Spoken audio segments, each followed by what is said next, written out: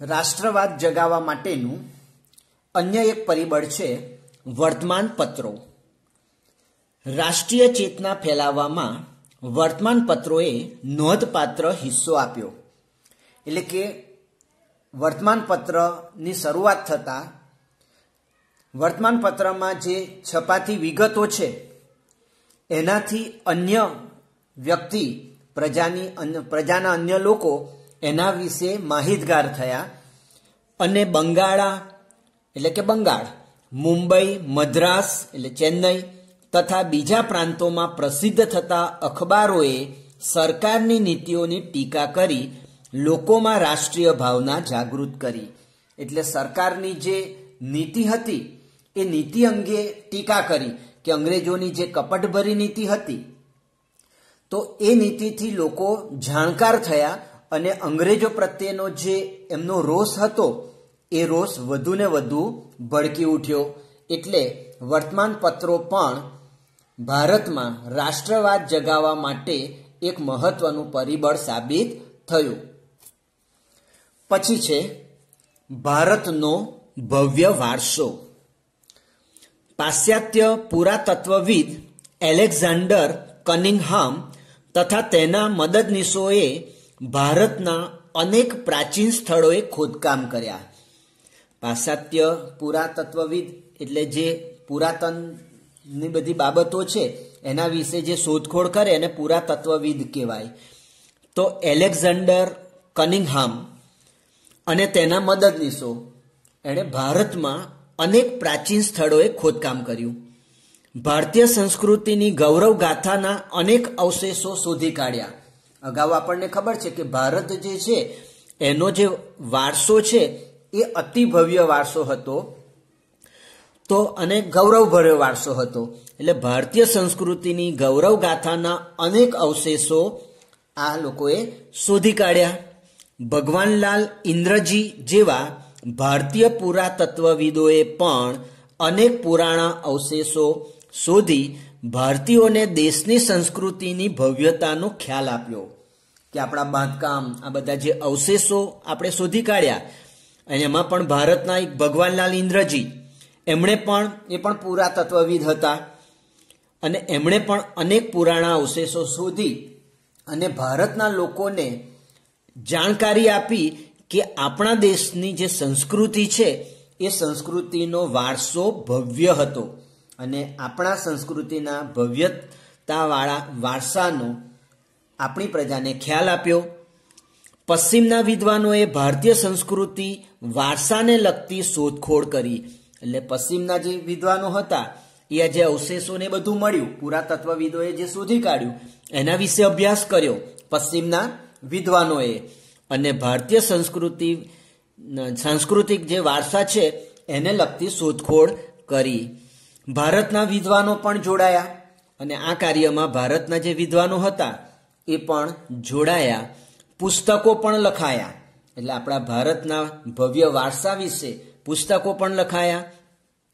ગૌરવપૂર્ણ સાહિત્ય અને સંશોધનથી દેશવાસીઓની રાષ્ટ્રીય અસ્મિતા જાગૃત થઈ અને આ જે આપણો ગૌરવપૂર્ણ વારસો હતો, આપણું આ જે સાહિત્ય તૈયાર થયું, પુસ્તકો લખાયા ને, તો એ સાહિત્યના આધારે ભારતના લોકોને પોતાના દેશ માટે ગૌરવ થયું કે આપણો આટલો ભવ્ય દેશ અને એમાં પણ અંગ્રેજો આપણા દેશ ઉપર શાસન કરી અને આપણી જે અસ્મિતા છે, બરાબર છે, કે આપણો જે ભવ્ય વારસો છે એને નુકસાન પહોંચાડી રહ્યા છે.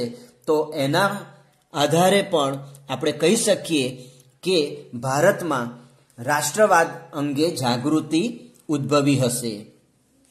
ચલો વિદ્યાર્થી મિત્રો, હવે આપણે આગળ જોઈએ કે હિન્દી રાષ્ટ્રીય મહાસભા ઇન્ડિયન નેશનલ કોંગ્રેસ એની સ્થાપના એના વિશે આપણે માહિતી મેળવીએ. હિન્દી રાષ્ટ્રીય મહાસભાની સ્થાપનામાં ઉપરના પરિબળો તથા કેટલીક પ્રાદેશિક સંસ્થાઓનો પણ ફાળો હતો. હવે આ હિન્દી રાષ્ટ્રીય મહાસભા એટલે કે ઇન્ડિયન નેશનલ કોંગ્રેસની સ્થાપના થવા પાછળનું મૂળ કારણ શું હતું? તો અગાઉ આપણે જે જોયા રાષ્ટ્રવાદ જગાવવા માટેના જે બધા પરિબળો, તો એ પરિબળોને આધારે એમને લાગ્યું કે હવે ભારતમાં સ્વરાજ હોવું જોઈએ, અંગ્રેજોનું શાસન હવે લાંબા સમય સુધી ભારતમાં રહેશે તો આપણને ખૂબ જ નુકસાન થશે. તો એના માટે થઈને આ હિન્દી રાષ્ટ્રીય મહાસભાની સ્થાપના થઈ અને બીજા કેટલાક પ્રાદેશિક સંસ્થાઓ પણ એમને મદદરૂપ થયા, એમને સપોર્ટ આપ્યો અને એને કારણે આ હિન્દી રાષ્ટ્રીય મહાસભા એટલે કે ઇન્ડિયન નેશનલ કોંગ્રેસની સ્થાપના થઈ. આ સંસ્થાઓએ રાષ્ટ્રીય મહાસભાની સ્થાપનાની ભૂમિકા તૈયાર કરી.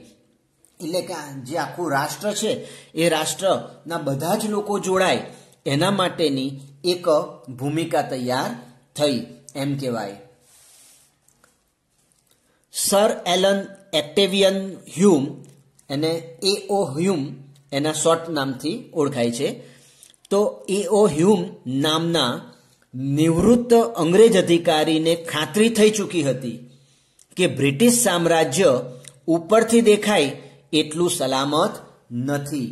એટલે આ સર એલન ઓક્ટેવિયન હ્યુમ જે અંગ્રેજ અધિકારી, નિવૃત્ત અધિકારી હતો, એને ખ્યાલ આવી ગયો કે ભારતમાં જે રીતને અંગ્રેજો પ્રત્યે જે રોષ ફાટી નીકળ્યો અને કહેવાય ને ભારેલો અગ્નિ, એને ખ્યાલ આવી ગયો કે અંગ્રેજ શાસન જે છે એટલે કે બ્રિટિશ સામ્રાજ્ય જેટલું ઉપરથી મજબૂત દેખાય છે ને એટલું મજબૂત નથી, એટલું સલામત નથી, એવો એને ખ્યાલ આવી ગયો.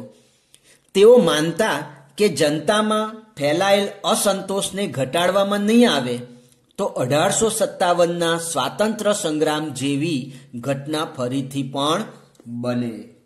હવે એને શું ખ્યાલ આવી ગયો, એને શું માનતા હતા કે જો જનતામાં અંગ્રેજો પ્રત્યે, અંગ્રેજોના શાસન પ્રત્યે જે અસંતોષ ફેલાયો હતો, હવે એ અસંતોષને જો ઘટાડવામાં નહીં આવે, આ અસંતોષને રોકવામાં નહીં આવે તો અગાઉ 1857નો સ્વાતંત્ર્ય સંગ્રામ જે થયો હતો તો તે વખતે પણ ઘણું બધું ભલે નિષ્ફળ ગયો પણ રાષ્ટ્રવાદ, રાષ્ટ્ર ચેતના માટે બહુ જ મહત્વનો સાબિત થયો હતો.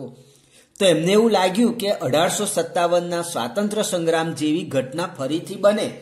અગાઉ તે સંગ્રામને એ લોકોએ નિષ્ફળ બનાવી દીધો, પણ હવે ફરીથી જો આવી ઘટના બનશે તો જે બ્રિટિશ સામ્રાજ્ય છે, અંગ્રેજ શાસન છે, એ સલામત રહેશે નહીં.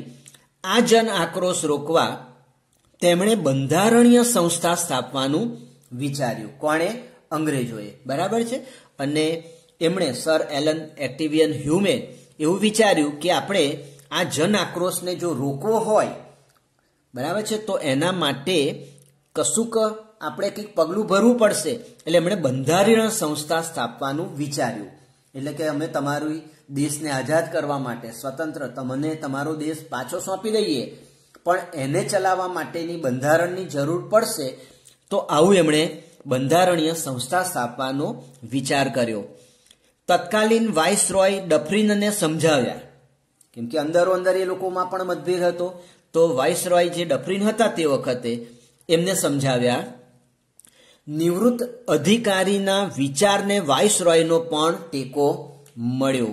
એટલે આ જે નિવૃત્ત અધિકારી હતા A.O. હ્યુમ, એને જે આ વિચાર રજૂ કર્યો, એ વિચાર, કયો વિચાર રજૂ કર્યો કે ભારતમાં બંધારણીય સંસ્થા સ્થાપવી, તો એ વિચારને વાઇસરોયનો પણ ટેકો મળ્યો. મતલબ એમાં એની પોતાની સંમતિ મળી.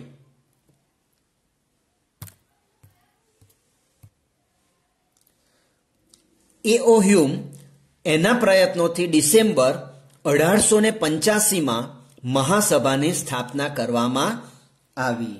બંધારણીય મહાસભાની સ્થાપના ક્યારે કરવામાં આવી? મહાસભાની ડિસેમ્બર 1885માં મુંબઈની ગોકુળદાસ તેજપાલ સંસ્કૃત પાઠશાળામાં 28મી ડિસેમ્બર 1885ના રોજ વ્યોમેશચંદ્ર બેનર્જીના પ્રમુખ પદે તેનું પ્રથમ અધિવેશન મળ્યું.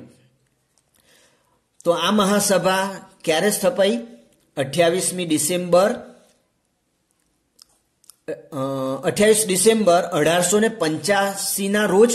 એ સ્થપાઈ નહીં, એની સ્થાપના નહીં, પણ એક અધિવેશન મળ્યું. બરાબર છે. મુંબઈમાં ગોકુળદાસ તેજપાલ સંસ્કૃત પાઠશાળામાં. અને એના પ્રમુખ પદે કોણ હતા? વ્યોમેશચંદ્ર બેનર્જી હતા. તેમાં ભારતના જુદા જુદા પ્રદેશોમાંથી 72 પ્રતિનિધિઓએ હાજરી આપી હતી. અને જે આ અધિવેશન એટલે સંમેલન, તો આ જ્યારે સંમેલન ભરાયું ત્યારે ભારત દેશના જુદા જુદા વિસ્તારોમાંથી 72 પ્રતિનિધિ એ હાજર રહ્યા હતા. તેમાં દાદાભાઈ નવરોજી, ગોપાલકૃષ્ણ ગોખલે, ફિરોઝ શાહ મહેતા, બદરુદ્દીન તૈયબજી, કેટી તેલંગ, દિનસા વાચ્છા વગેરે મુખ્ય આગેવાનો હતા. એટલે જે પ્રથમ અધિવેશન મળ્યું એમાં જે 72 પ્રતિનિધિઓ હતા એમાંથી મુખ્ય કોણ હતા? દાદાભાઈ નવરોજી, ગોપાલકૃષ્ણ ગોખલે, ફિરોઝ શાહ મહેતા, બદરુદ્દીન તૈયબજી, કેટી તેલંગ અને દિનસા વાચ્છા. આ બધા મુખ્ય અધિકારીઓ હતા, આગેવાનો હતા. દેશની અનેક સમસ્યાઓ પર ચર્ચા વિચારણા થઈ. હવે આરે જે અધિવેશન ભરાયું હતું તે અધિવેશનમાં જે દેશની સમસ્યાઓ હતી એ ઘણી બધી સમસ્યાઓ ઉપર ચર્ચા વિચારણા થઈ.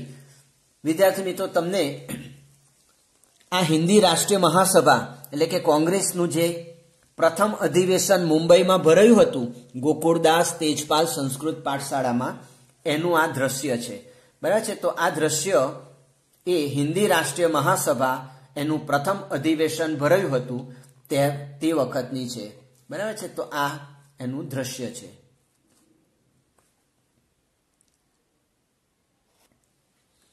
મહાસભાની પ્રથમ તબક્કાની કામગીરી 1885 થી 1905 દરમિયાનની વાત છે. મહાસભાની પ્રથમ તબક્કાની કામગીરી બંધારણીય હતી, મતલબ બંધારણ તૈયાર કરવા અંગેની હતી. બંધારણ એટલે માળખું, નીતિ નિયમો બનાવીએ ને એટલે બંધારણ તૈયાર કર્યું એમ કહેવાય.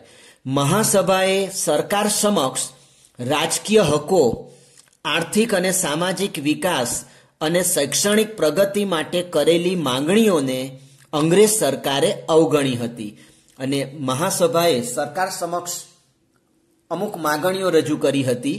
એમાં રાજકીય હક, મતલબ રાજ કરવા માટેનો, શાસનની અંદર આપણો પોતાનો પણ હક હોવો જોઈએ કે દેશ આપણો છે એમાં રાજ પણ આપણું હોવું જોઈએ. તો રાજકીય હકો માટે. પછી આર્થિક અને સામાજિક વિકાસ.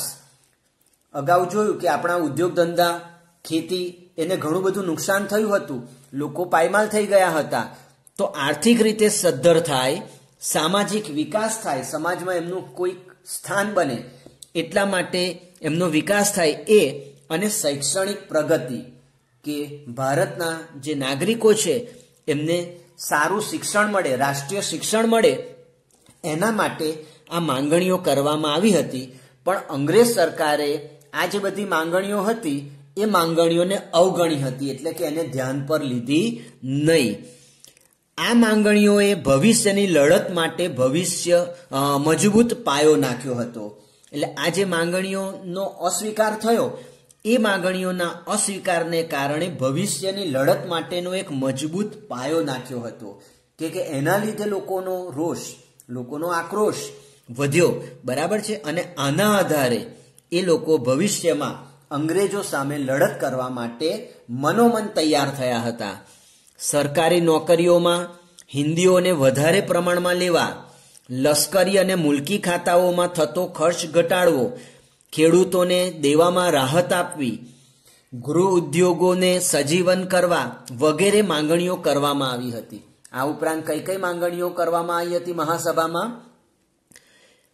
તો સરકારી નોકરીઓમાં હિન્દીઓને વધારે પ્રમાણમાં સ્થાન આપવું, એટલે હિન્દી લોકો છે મતલબ આપણા ભારતીય લોકો, એ ભારતીય લોકોને વધારે એમાં સ્થાન આપવું સરકારી નોકરીઓમાં. બરાબર છે. પછી લશ્કરમાં અને જે મુલકી ખાતાઓ છે એટલે કે રાજ્ય ચલાવવા માટે જે જુદા જુદા ખાતાઓ છે એ ખાતાઓમાં જે ખર્ચ થાય છે એ ખર્ચ ઘટાડવું, કે છેવટે ખર્ચ તો ભારતના લોકો ઉપર જ નાખવામાં આવતો હતો. તે ખર્ચ ઘટાડવા માટે અને જે ખેડૂતો હતા એ ખેડૂતોને દેવામાં રાહત આપવી, અને ગૃહ ઉદ્યોગો જે પડી ભાગ્યા હતા એને ફરીથી સજીવન કરવા જેવી માંગણીઓ પણ રજૂ કરવામાં આવતી. મહાસભા દ્વારા કેન્દ્રીય તેમજ પ્રાંતિક ધારાગૃહોનો વિસ્તાર કરીને તેમાં 50% સભ્યોને ચૂંટાયેલા રાખવા તથા કારોબારીને શક્ય તેટલી હદે ધારાસભાને જવાબદાર બનાવી જેવા ઠરાવ પણ પસાર કરવામાં આવ્યા હતા. જ્યાં મહાસભાની જે પ્રથમ તબક્કાની જે કામગીરી હતી એમાં અન્ય કઈ બાબતનો સમાવેશ થાય છે તો કેન્દ્રીય તેમજ પ્રાંતિક ધારાગૃહોનો વિસ્તાર કરવાનો અને એમાં 50% સભ્યો ચૂંટાયેલા રાખવા. બરાબર છે. એટલે જે ચૂંટાઈને આવે અંગ્રેજો નક્કી કરે એ નહીં, પણ જે ચૂંટણી કરવામાં આવે અને એમાં જે ચૂંટાઈ આવે એવા 50% સભ્યો રાખવા અને કારોબારીને મતલબ જે વહીવટ કરે છે એને શક્ય તેટલી હદે ધારાસભાને એટલે કે સરકારને જવાબદાર બનાવવા. એટલે જે કારોબારી છે એમણે જે કામ કર્યું છે, જે કામગીરી બજાવી છે એની જે જવાબદારી છે એ ધારાસભાને રહે એ પ્રકારની બાબતો ઠરાવ દ્વારા નક્કી કરવામાં આવ્યા હતા. મહાસભાની રજૂઆતને લીધે સરકારે અખબારો પરના નિયંત્રણો દૂર કરી વ્યક્તિ સ્વાતંત્ર્ય તથા વાણી સ્વાતંત્ર્ય આપતા કાયદાઓ પસાર કર્યા હતા. બરાબર છે. એટલે જે રજૂઆત કરવામાં આવી એટલે સરકારમાં આટલો ફેર પડ્યો. શું કર્યું સરકારે? અખબારો પર જે નિયંત્રણ કર્યું હતું, એમને ખબર છે જો અખબારોનો વ્યાપ વધશે તો અખબારોમાં મતલબ વર્તમાન પત્રોમાં વાંચી અને લોકો અંગ્રેજોની નીતિથી જાણકાર થશે અને અંગ્રેજોની નીતિ સારી નીતિ નહોતી. બરાબર છે. એટલે એના પરના નિયંત્રણ એમણે પછી દૂર કર્યા. વ્યક્તિ સ્વાતંત્ર્ય અને વાણી સ્વાતંત્ર્ય આપતા કાયદાઓ પસાર કર્યા. વ્યક્તિ તરીકે આપણું સ્વતંત્રતા, વાણીનું જે સ્વતંત્રતા છે એના માટેના કાયદાઓ પસાર કર્યા. મહાસભાએ શિક્ષિત વર્ગમાં રાષ્ટ્રીય ચેતના જગાવીને તેને રાજકીય તાલીમ આપી. અને મહાસભાએ બીજું શું કર્યું? જે શિક્ષિત વર્ગ હતો એને રાષ્ટ્રીય ચેતના જગાવી, એનામાં રાષ્ટ્ર પ્રત્યેનો ભાવ જગાવ્યો, રાષ્ટ્રવાદ જગાડ્યો અને તેને રાજકીય તાલીમ આપી કે પોતે શાસન કરી શકે, રાજ કરી શકે, એટલે અથવા તો રાજકારણમાં એ પોતે પગ પેસારો કરી શકે એ માટેની તાલીમ આપવામાં આવી. તેનાથી ભવિષ્યના સ્વાતંત્ર્ય સંગ્રામો માટે યોગ્ય નેતાઓ મળ્યા. અને આ રાજકીય જે તાલીમ આપવામાં આવી એને કારણે એક એવો વર્ગ આપણને મળી રહ્યો કે ભવિષ્યના જે સ્વાતંત્ર્ય સંગ્રામો, આઝાદી મેળવવા માટેના જે સંગ્રામો હતા એ સંગ્રામો માટે યોગ્ય નેતાઓ આપણને મળ્યા. કે યોગ્ય નેતા હશે તો આપણે ખબર છે ને કે જે સારો સેનાપતિ હશે એ પોતે પોતાના લશ્કરને યોગ્ય માર્ગદર્શન અને યોગ્ય પ્રોત્સાહન આપી અને જીત તરફ દોરી જશે. બરાબર છે. એટલે આમાં એવા સારા નેતાઓ કે જે પ્રજામાં, લોકોમાં એક ચેતનાનો સંચાર કરી શકે એવા નેતાઓ આપણને મળ્યા. હવે વિદ્યાર્થી મિત્રો, આપણે અંગ્રેજોની એક કપટ નીતિ જે કહેવાય અથવા અંગ્રેજોના મનમાં જે એક ભારત પ્રત્યે જે ખરાબ ભાવ હતો એ અહીંયા પ્રગટ થાય છે એવી એક નીતિ વિશે આપણે ચર્ચા કરીએ. ભાગલા પાડો અને રાજ કરો, ડિવાઈડ એન્ડ રૂલ. હિન્દી રાષ્ટ્રીય મહાસભા એટલે કે કોંગ્રેસની સ્થાપનાની શરૂઆતમાં અંગ્રેજ શાસકો તેના પ્રત્યે સહાનુભૂતિ ધરાવતા હતા. જ્યારે આજે રાષ્ટ્રીય મહાસભાની, હિન્દી રાષ્ટ્રીય મહાસભા એટલે કે કોંગ્રેસની સ્થાપના થઈ તો શરૂઆતમાં અંગ્રેજ જે શાસકો છે ને એ તેના પ્રત્યે મતલબ આ આપણી મહાસભા પ્રત્યે થોડી સહાનુભૂતિ ધરાવતા હતા. પરંતુ થોડા સમયમાં જ તેઓ વિરોધી બન્યા. પછી લાગ્યું કે એમની માંગણીઓ વધે છે આ મહાસભાની, એટલે એના વિરોધીઓ બન્યા. કોંગ્રેસના અધિવેશનમાં શરૂમાં સરકારી અધિકારીઓ હાજર રહેતા, એટલે અંગ્રેજો હાજર રહેતા હતા. જ્યારે પણ કોંગ્રેસનું મતલબ આ હિન્દી રાષ્ટ્રીય મહાસભાનું જ્યારે અધિવેશન ભરાય, સંમેલન ભરાય તો તે વખતે શરૂઆતમાં સરકારી અધિકારીઓ એટલે અંગ્રેજ સરકારના અધિકારીઓ હાજર રહેતા. પાછળથી સરકારે તેમને કોંગ્રેસના અધિવેશનમાં હાજરી આપવા પર પ્રતિબંધ મૂક્યો. બરાબર છે. એટલે પછી શું કર્યું? કોંગ્રેસના અધિવેશન ઉપર સરકારી અધિકારીઓ જે છે ને એમને હાજર રહેવા પર પ્રતિબંધ મૂક્યો. એટલે કોઈ પણ અંગ્રેજ અધિકારીએ આ કોંગ્રેસ અધિવેશનમાં હાજર રહેવું નહીં. ગવર્નર જનરલ કર્ઝને રાષ્ટ્રીયતા વિરોધી કેટલાક પગલાં ભર્યા. રાષ્ટ્રીયતા વિરોધી એટલે રાષ્ટ્ર પ્રત્યેની જે ભાવના હતી, ભાઈચારોની બધી ભાવના, અખંડિત રાષ્ટ્રની, એના વિરોધી કેટલાક પગલાં ભર્યા અને ભારતના લોકમતની અવગણના કરી. ભારતના લોકો શું ઈચ્છે છે, ભારતના લોકોનું એમાં હિત રહેલું છે કે નહીં, તો એની અવગણના કરી, એનો એમણે વિચાર કર્યો નહીં અને તેમણે ભાગલા પાડો અને રાજ કરોની નીતિ અપનાવીને બંગાળનું ઈસવીસન 1905માં વાઇસરોય કર્ઝને વિભાજન કર્યું. તો વિદ્યાર્થી મિત્રો, એમનો આ એક નીતિ, એક એમની કુનીતિ હતી કે ભાગલા પાડોને રાજ કરો, અને આ નીતિ એમણે બંગાળમાં અખત્યાર કરી, બંગાળમાં અપનાવી અને બંગાળના 1905માં એ ભાગલા પાડ્યા. કેમ કે તે વખતે બંગાળ જે છે ને એ બહુ મોટો પ્રાંત હતો, બહુ મોટો વિસ્તાર હતો, અને એ જ વિસ્તારનું એમણે પહેલું શું કર્યું? વિભાજન કર્યું, એટલે કે એના ભાગલા પાડ્યા. કોણે? વાઇસરોય કર્ઝને. તો હવે આપણે એના વિશે સમજીએ.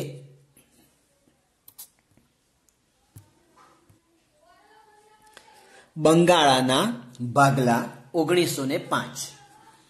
બંગાળા એટલે કે બંગાળ બ્રિટિશ હિંદનો સૌથી મોટો પ્રાંત હતો. એટલે બ્રિટિશ હિંદ એટલે કે બ્રિટિશોનું જે શાસન છે હિંદમાં, એનો સૌથી મોટો પ્રાંત હતો. તેમાં બિહાર અને ઓરિસ્સાના કેટલાક પ્રદેશોનો સમાવેશ થતો, અને આ બંગાળમાં બિહાર અને ઓરિસ્સાના અમુક પ્રદેશોનો સમાવેશ થતો હતો. તેની વસ્તી 7,80,00,000થી વધુ હતી. હવે તે સમયની વાત છે કે બંગાળની વસ્તી કેટલી હતી? 7,80,00,000 કરતાં પણ વધુ હતી. હવે આટલા મોટા પ્રાંતનો, આટલા મોટા વિસ્તારનો વહીવટ કરવાનું મુશ્કેલ હોવાથી, અંગ્રેજો માટે આટલો મોટો જે પ્રાંત છે, આટલો મોટો વિસ્તાર છે, એમાં એમનો વહીવટ કરવાનું એમના માટે મુશ્કેલ હતું.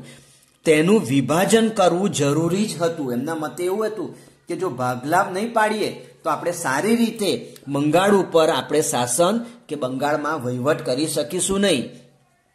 આમ છતાં તે પ્રાંતમાંથી બિહાર અને ઓરિસ્સાના પ્રદેશ અલગ કરવાને બદલે, હવે જો ઈચ્છા હોત, જો એમના મનની અંદર ખોટી ક્યાંક નીતિ ન હોત, તો એ જે બંગાળ અને બિહાર અને ઓરિસ્સાનો જે ભાગ હતો એ ભાગ અલગ કરી શક્યા હોત. પણ એવું કરવાને બદલે એમણે શું કર્યું? મુસ્લિમ બહુમતીવાળા પૂર્વ બંગાળાને તેનાથી અલગ કરવામાં આવ્યું. એટલે બે ભાગ પાડ્યા, હિન્દુ અને મુસલમાન. બસ, એટલે મુસ્લિમ જે વિસ્તાર હતો એના ભાગલા પાડ્યા, એને અલગ કર્યો. બરાબર છે? ખરેખર જો એને ભાગલા પાડવા જ હતા તો બિહાર અને ઓરિસ્સાના અમુક પ્રદેશોનો જે સમાવેશ થતો હતો એ અલગ કરી શક્યા હોત, પણ એમ કરવાને બદલે એમણે મુસ્લિમ બહુમતીવાળા પૂર્વ બંગાળાને તેમાંથી અલગ કરવામાં આવ્યું. બંગાળા તે સમયે સૌથી વધુ જાગૃત પ્રાંત હતો. એટલે બંગાળ એ સૌથી વધારે જાગૃત પ્રાંત હતો, તેની પ્રજા વધારે જાગૃત હતી. બરાબર છે? એટલા માટે અંગ્રેજોને ખબર પડી કે આ પ્રજા જાગૃત છે, જો એક થઈ જશે તો આપણે આ વિસ્તારમાં, આ પ્રાંતમાં વહીવટ કરવો આપણા માટે મુશ્કેલ બની જશે. એટલે સૌ પ્રથમ એમની નજર આ બંગાળના ભાગલા ઉપર જ હતી. સૌથી પહેલા ત્યાં એના ભાગલા પાડ્યા. વાઇસરોય કર્ઝને મુસ્લિમ બહુમતીને અલગ કરી હિન્દુ મુસ્લિમ વચ્ચે કોમવાદ ઊભો કરીને વધતી જતી રાજકીય જાગૃતિને નબળી પાડવા માંગતો હતો. હવે આ વાઇસરોય કર્ઝનના મનમાં શું હતું કે મુસ્લિમ બહુમતીને અલગ કરીને હિન્દુ મુસ્લિમ વચ્ચે કોમવાદ, એટલે હિન્દુ અને મુસલમાનો વચ્ચે આ રીતના કોમવાદ ઊભો કરે, બંને વચ્ચે મનવયસ્ય ઊભું કરે, બંને વચ્ચે ક્યાંક દુશ્મનાવટ ઊભી કરે, તો જે એમની આપણે બંગાળમાં જે રાજકીય જાગૃતિ જે વધી હતી એને નબળી પાડવા એ ઈચ્છતો હતો. રાષ્ટ્રીય નેતાઓ અને લોકો સરકારનો ઈરાદો સમજી ગયા અને તેઓએ આ યોજનાનો ઉગ્ર વિરોધ કર્યો. પણ હવે આપણે સાવ તો અજાણ થોડા હતા क्या અંગ્રેજોની નીતિથી આપણે જાણકાર નહોતા? બસ અંગ્રેજોની નીતિ ખ્યાલ આવી ગઈ. વાઇસરોય કર્ઝનની આ જે કપટભરી જે નીતિ હતી ભાગલા પાડવાની, અને ભાગલા પાડી અને હિન્દુ અને મુસલમાનોમાં કોમવાદ પેદા કરવાની જે એમની ખરાબ કપટ નીતિ હતી, એ અંગ્રેજ સરકારનો ઈરાદો આપણા રાષ્ટ્રીય નેતાઓ અને લોકો સમજી ગયા અને આ બંગાળના જે ભાગલા પાડ્યા હતા એનો ઉગ્ર વિરોધ કર્યો. હવે સમજીએ બંગનું આંદોલન. બંગ એટલે બંગાળ અને ભંગ એટલે એના ભાગલા. જે બંગાળના ભાગલા પાડ્યા હતા એની વિરોધની અંદર એક આંદોલન છેડાયું. બંગાળાની એકતાને તોડનારા આ ભાગલાનો વિરોધ કરવા બંગાળામાં જાહેર સભાઓ અને સરઘસોના કાર્યક્રમો થયા. હવે બંગાળાના જે ભાગલા પડ્યા તો એનો વિરોધ કરવા માટે બંગાળમાં શું થયું? જાહેર સભાઓ થઈ, બધા લોકો ભેગા થયા, નેતાઓ એમને સમજાયું કે આ જે કર્યું છે ઘણું ખોટું કરેલું છે. સરઘસો નીકળ્યા, રેલીઓ નીકળી અને આવા બધા કાર્યક્રમો થયા. અસંખ્ય પત્રિકાઓ વહેંચાઈ, અસંખ્ય પત્રિકાઓ કે એની અંદર આ જે બંગાળના ભાગલા પાડવા માટેની અંગ્રેજની જે કપટ નીતિ હતી એ કપટ નીતિની જાણકારી આપતી અસંખ્ય પત્રિકાઓ અને આનો વિરોધ કરવા માટે લોકોમાં એક ઉત્સાહ પૂરો પાડવા માટે, જોમ પૂરું પાડવા માટેની આવી અસંખ્ય પત્રિકાઓ વહેંચાઈ. આ આંદોલનમાં બંકિમચંદ્ર ચટ્ટોપાધ્યાયની આનંદ મઠ નવલકથાનું વંદે માતરમ ગીત લડાઈનો નારો બની ગયું. હવે વિદ્યાર્થી મિત્રો, આ પ્રશ્ન ઘણી વખત પૂછાય છે કે બંગના આંદોલનનો મુખ્ય નારો કયો હતો? તો વંદે માતરમ, બરાબર છે. અને આ નારો ક્યાંથી પસંદ કરવામાં આવ્યો? તો બંકિમચંદ્ર ચટ્ટોપાધ્યાયની એક નવલકથા હતી આનંદ મઠ, બરાબર છે. એ નવલકથાનું એક ગીત હતું વંદે માતરમ. તો એ ગીત એ લડાઈનો નારો એટલે મુખ્ય સૂત્ર બની ગયું. આપણે સરઘસ નીકળતો હોય ને તો એ સરઘસની અંદર અમુક નારા, અમુક સૂત્ર બોલવામાં આવે છે. તો આ આંદોલનનું એ સૂત્ર બની ગયું, એ નારો બની ગયું. આખા દેશમાં રાષ્ટ્રીય ભાવનાનું અભૂતપૂર્વ મોજું ફરી વળ્યું. અભૂતપૂર્વ એટલે પહેલા ક્યારે આવું બન્યું નહોતું. એવી રાષ્ટ્રીય ભાવના, રાષ્ટ્ર માટેનો આટલો બધો ભાવ, રાષ્ટ્ર માટેની આટલી ભાવના, રાષ્ટ્રવાદ આટલો પહેલા ક્યારેય જોવા નહોતો મળ્યો. એવો અભૂતપૂર્વ આ રાષ્ટ્રીય ભાવનાનું મોજું ફરી વળ્યું. આખા દેશમાં, ખાલી બંગાળની વાત નથી પણ સંપૂર્ણ દેશમાં રાષ્ટ્રીય ભાવનાનું અભૂતપૂર્વ એટલે પહેલા આવું ક્યારે પણ ન બન્યું હોય એવું આ એક રાષ્ટ્ર ભાવના માટેનું મોજું ફરી વળ્યું. હવે જે દિવસે ભાગલાનો અમલ શરૂ થયો ને, એટલે વાઇસરોય કર્ઝને ભાગલા પાડવાનો અમલ કર્યો ને, એ દિવસ બંગાળામાં શોક દિન તરીકે ઉજવવામાં આવ્યો. એટલે જે બંગાળના ભાગલા પડ્યા એ ભાગલાના અમલનો જે દિવસ છે એ શોક દિન તરીકે ઉજવવામાં આવ્યો. આખા પ્રદેશમાં હડતાલ પાડવામાં આવી. વિરોધ કરવા માટે હડતાલ પાડવી એટલે ઉદ્યોગ ધંધા, પછી જે સરકારી જે કચેરીઓ છે એ બધું બંધ રાખવામાં આવ્યું, હડતાલ પાડવામાં આવી. રવિન્દ્રનાથ ઠાકુર એટલે રવિન્દ્રનાથ ટાગોર બરાબર, એના સૂચનથી કે તમે આ જે દિવસની ઉજવણી કરો છો શોક દિન, એ યોગ્ય નથી, પણ એ શોક દિન ના કહેવાય પણ એકતા દિન તરીકે એને ઉજવવામાં આવ્યો. એટલે એમના કહેવાથી, એમના સૂચનથી કે જે શોક દિન હતો, મતલબ બંગાળના ભાગલાની અમલનો જે દિવસ હતો એ પહેલા શોક દિન તરીકે ઉજવાતો હતો, એ પાછળથી એ દિવસને આપણે એકતા દિન, કે હવે આ બંગાળના જે ભાગલા પડ્યા અને એને કારણે જે આપણા પ્રજામાં જે રોષ પેદા થયો અને એનાથી જે એક આખા દેશની અંદર આગળ જોયું ને કે સમગ્ર દેશની અંદર રાષ્ટ્રીય ભાવનાનું મોજું ફરી વળ્યું હતું, તો રાષ્ટ્રની અંદર બધા લોકો એક થયા એટલે એકતા દિન તરીકે ઉજવવાનું નક્કી કરવામાં આવ્યું. તો વિદ્યાર્થી મિત્રો, આપણે હવે આટલા સુધી સમજીએ, પછી આગળનો પાઠ ફરીથી સમજીશું.